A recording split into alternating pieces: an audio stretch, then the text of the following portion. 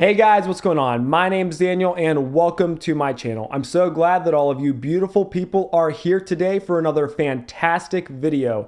In today's video, I'm going to be talking about a brilliant book written by an economist, by a well-read author, somebody who I love listening to talk about difficult topics, and that man is Thomas Sowell, and this book is Black Rednecks and White Liberals by Thomas Sowell. Out of all the books that I've recently been reading, none of them has gotten me as excited as this book right here. I believe that this book covers some very important topics and issues in today's culture. I believe this book needs to be much more talked about and put in the hands of many more readers, because if the things discussed in this book, if the ideas that Thomas Sowell purveys are true, then our culture has a lot to deal with and talk about. Now, business as usual, everyone. In today's video, I'm just going to be doing a brief overview of Black Rednecks and White Liberals, and I'm going to be talking about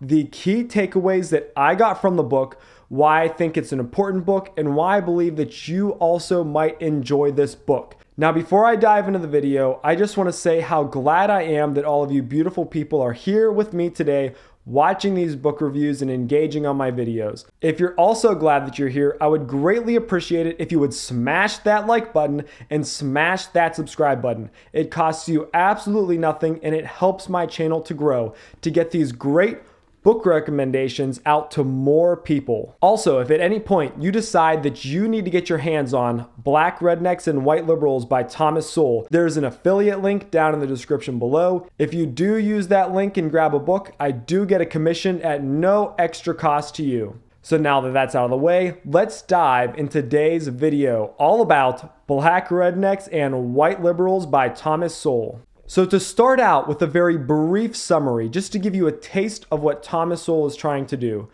Black Rednecks and White Liberals is really Thomas Sowell's attempt to debunk and demystify different narratives and ideologies that are present in America today about race and ethnicity. The title of the book is really emphasizing on African American history, about the history of slavery, and that is a very large portion of the book. But Thomas Sowell also branches out into German history, into history of the Jews, and really gets nitty-gritty on hot button topics that spark a lot of controversy in today's culture. To go straight down the table of contents, this book starts out with the first chapter, Black Rednecks and White Liberals. What Thomas Sowell is implying in these pages, I believe, can be very impactful because it really blows the current narrative about African American history and culture out of the water. Because what he's implying, while using history and statistics to back up his argument, he's implying that a lot of the culture associated with African Americans today actually comes from redneck culture, which actually comes from the poorer Scots over in Scotland. Can you tell this is going to be a tense book already? Now, Thomas Sowell does a deep dive into the history of Southern whites, where they came from before they came to America, the different attitudes and cultures they had, and how that affected the slaves that they owned for generation after generation. Thomas Sowell talks about how what is known as ghetto culture is not unique to any race or time. It's really a pervasive ideology that is spread throughout many cultures and many different times, specifically talking about how it actually came from Europeans who migrated from Scotland to the antebellum South, and how they passed those attitudes and ideals down to the slaves that they owned. I don't know about you, but right out of the bat, this is already a very different picture of history that I was taught. But like I always say, I'm not going to tear this whole thing apart for you. I'm just giving you a taste of what the book is talking about, and if this doesn't seem like an interesting read already, I don't know what would be. But moving on from Black Rednecks and White Liberals, we're going to the next chapter titled Are Jews Generic? And I really enjoyed this chapter because what he was saying in the chapter Are Jews Generic is that he took the people group of the Jews. He talked about why there's so much animosity towards them, and he showed how there are so many other people groups all around the world that have very similar characteristics, lifestyles that have also generated the same amount of animosity.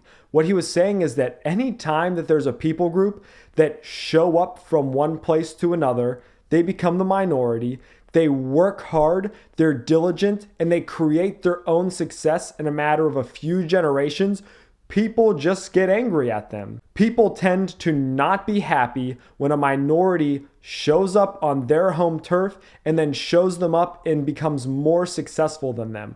Yes, it does get way more complicated than that. I'm just giving you a brief taste of what that chapter is about. So if you're interested in finding out more, you can always go down in the description below, grab a copy, and start reading. So the next chapter is called The Real History of Slavery. This is a topic that I feel like has been talked about more often than these other topics in the book. And Thomas Sowell is really diving into, of course, the history of slavery.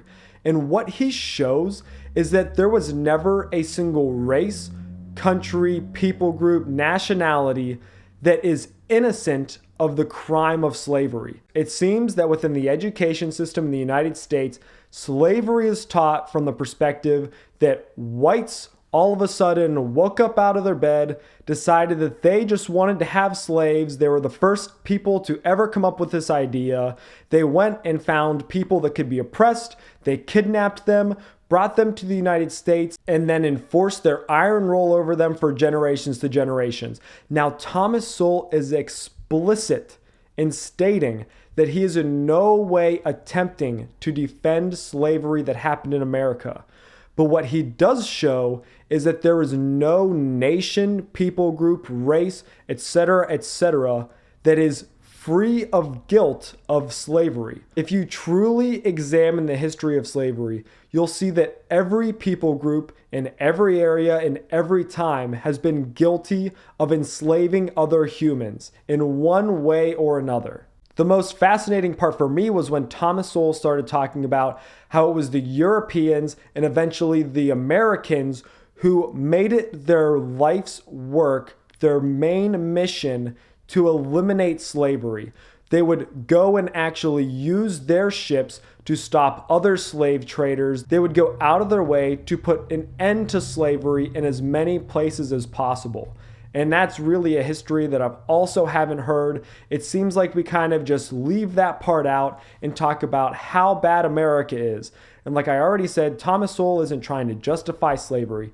He's trying to say that if you're going to talk about slavery, that we should truly talk about slavery as it actually was. So the next chapter in the book is titled Germans in History. He talks a lot about German culture. He talks about all the different places in Europe that Germans inhabited.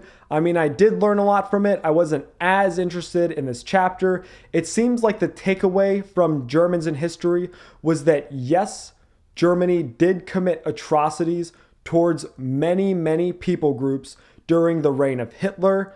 But it seems like what he was saying is that it wasn't a German thing to do that. It really seems like the point that he's trying to make is that there wasn't just this trend of evil and hatred in Germany. He talked about how there were so many Germans who were married to Jews. He talked about how there were Germans living in different countries all over the world who didn't commit these atrocities. And it almost seems like this madness that grew out of Germany grew overnight. And it seems like it was more the reign of Hitler than the hatred of the German people in general. He does talk about more than that, but that was really the takeaway that I got from it. So moving on to the next chapter, and I really, truly enjoyed this chapter. It's called Black Education, Achievements, Myths, and Tragedies. And I believe that this chapter is so vitally important for us to read and begin discussing, because he contradicts many of the beliefs that we have about education in America, about educating minorities. For example, the idea that somebody who is a minority needs to have teachers that are minorities, or they're incapable of learning from somebody of a different race. He shows so many different historical examples of how that's just not true and has never truly been the case. And Thomas Sowell shows how there were so many successful schools for minorities within the United States. And he talks about what made them successful. He talks about the emphasis and the drive to learn and how that's critical in any people group to truly get out of an economic slump that they may be in. I think this chapter is so important because many of these myths that Thomas Sowell brings up are driving real policies that are being put in place. You can just put on the news and you'll see how school boards are talking about how they must hire people of a certain race. You'll hear all about affirmative action and how necessary it is. And one of the key points that Thomas Sowell makes, he specifically talked about how minorities were becoming more and more successful after slavery, how African Americans were getting educated, they were becoming smarter and more successful, and it seemed like, just for the lack of better terms, they were catching up to the rest of society in spite of the fact that they were so severely oppressed. And it seemed like there was a turning point in the 60s where policymakers decided that they can't help themselves, they must help them for their own good. And that's when everything started going back downhill. It was all of their decisions for public education, for welfare, etc. Read the book, form your own opinion. But it was after those decisions where there was once again a steep decline in economic, educational success. And to finish off the book, Thomas Sowell's last chapter of Black Rednecks and White Liberals is History versus Visions. He is talking about how important it is to take these narratives, take these stories that we're telling. They may seem to make you feel good, that maybe your people group is victimized and so you don't need to try. Somebody should help you. You don't need to put in the effort. You don't need to strive for more because you were oppressed and now you're the victim and you get to sit back and wait for somebody to come rescue you. But he talks about how important it is to bluntly look at history, to see the facts as they are and to acknowledge them.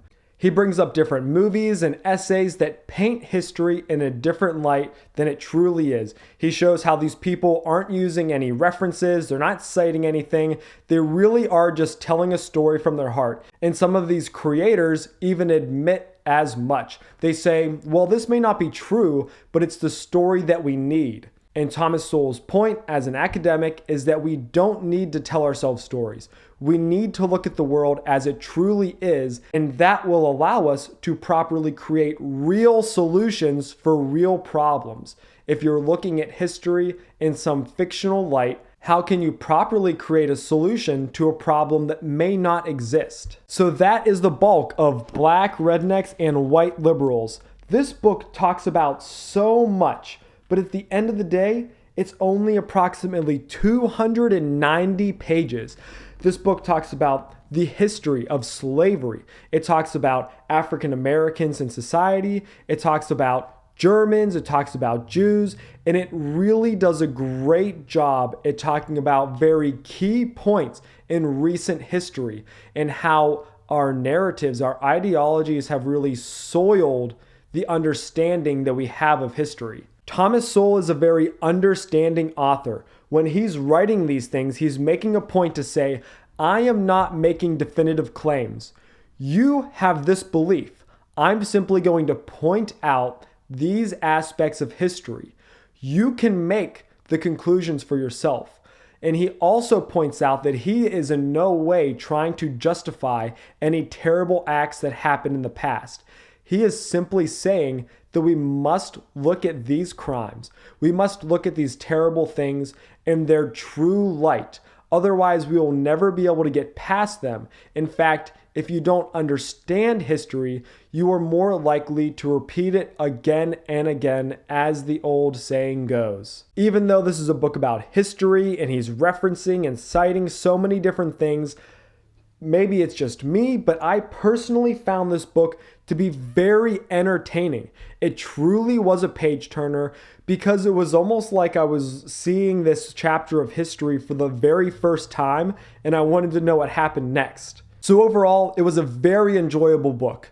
Most importantly, I think it's a book that more people need to read, and I think more people need to be discussing these ideas. These ideas truly are dangerous to the ideologies and to the narratives at play in society. I truly hope that more people read this book and talk about it in the future. In the meantime, you can be one of those people. You can grab a copy. There's a link down in the description below and start reading. And if you've read this book before, you can let me know what you thought down in the comments below. As I always say, I'm so glad that y'all are here for me to talk about books that I enjoyed, and I hope that if you got something out of it, like I said already, smash that like button and smash that subscribe button. I really do enjoy reading. This is a hobby of mine, and I have a great time sharing my reading experiences with all of you. So I can't wait for the next book, but until then, I hope you all have an absolutely fantastical, wonderful day. Have a great day, guys.